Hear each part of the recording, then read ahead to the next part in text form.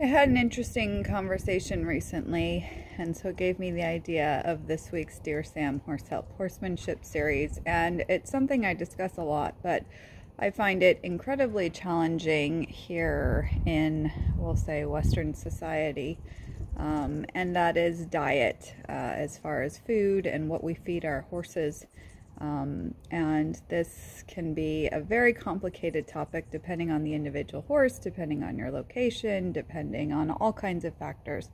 But I think one of the common themes that I see in horses that come in for, we'll say, behavioral issues that seem to be very reactive, very defensive, very fearful, is when I look at their diets, they are typically very high in sugar. And this is just something that I wanted to bring up, as I find many people are trying to do the best they can by their horse, and so they're trying to research and see the latest feeds and new developments and studies and all that.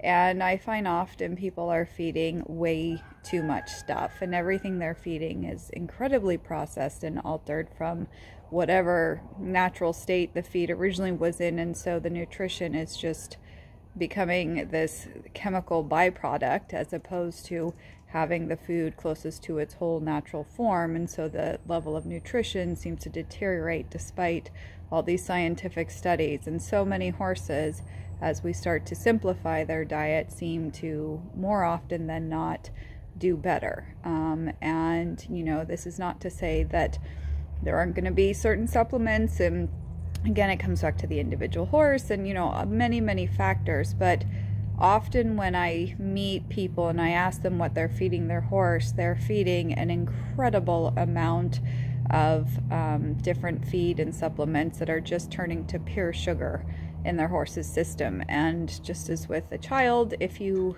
are giving them constant sugar and then there's a lapse and there's no sugar, you're going to see pretty dramatic behavior. And I find the same thing with horses. And you know, again, sometimes it takes experimenting. Even if you have two horses of the same breed, same age, same lifestyle, living in the same location, they may require different, you know, have different nutritional needs. And, you know, it does take experimenting and adapting. And as horses get older, and depending on their work schedule and their body fitness and all those sort of things we have to take into account. But just in general, I find that many people are overfeeding their horse.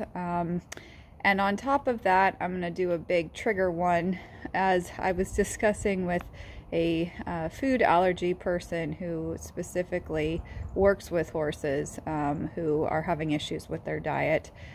I'm going to bring up treats, and treats is a big one for me. A lot of people ask, do I ever, you know, give my horse treats, or do I hand feed or anything? And I don't. Once in a while in the summertime, the horses might find some watermelon rind in the pasture randomly, but other than that, I'm not one to feed my horses or use food as a motivation for my horse. And again, this is a whole big can of worms. Everyone can do what works for them. But in terms of nutrition, so many treats that I find that people are using to interact with their horse in whatever form they're using to approach or format or whatever their thinking is behind it. I'm not getting into that topic, but they're full of sugar. They're so high in sugar. And it's just, again, like giving children cookies. And so the horses become fixated, and, you know, it creates this whole imbalance in their digestive system. And people go, well, it's only a couple cookies a day. But, you know, again, we have to remember the ideal is that our horse is eating the least amount of processed food as possible.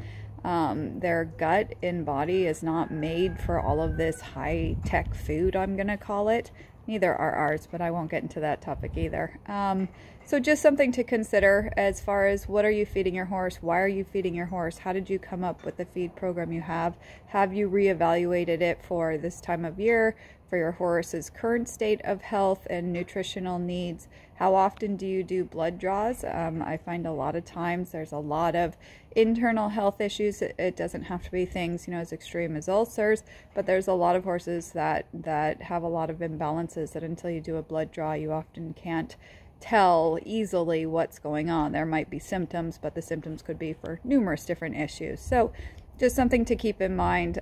Way too much sugar in way too many horses' diets, causing all kinds of undesired outcomes in general, you know, deterioration of mental and physical health. So I'd love to hear your thoughts. Thanks for joining me.